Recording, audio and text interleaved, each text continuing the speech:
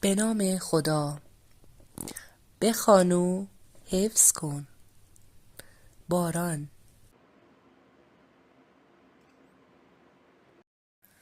باز باران با ترانه، با گوهرهای فراوان میخورد بر بام خانه.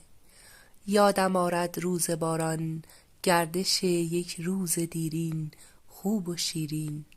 توی جنگل‌های گیلان، کودکی 10 ساله بودم. شاد و خرم، نرم و نازک، چست و چابک. با 2 پای کودکانه میدویدم همچو آهو. میپریدم از سر جو.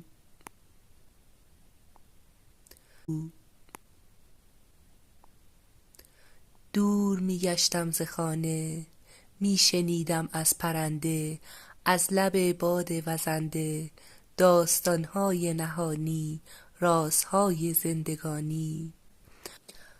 برق چون شمشیر بران پاره میکرد ابرها را.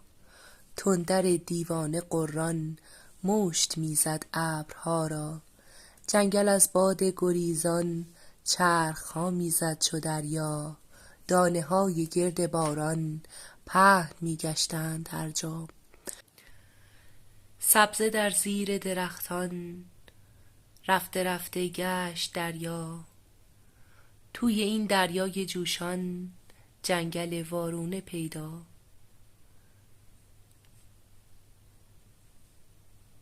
بس گوارا بود باران، چه زیبا بود باران.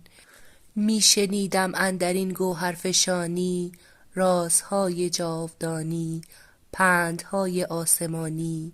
بشنو از من کودک من، پیش چشم مرد فردا. زندگانی خواه تیره خواه روشن، هست زیبا هست زیبا هست زیبا. گلچین گیلانی.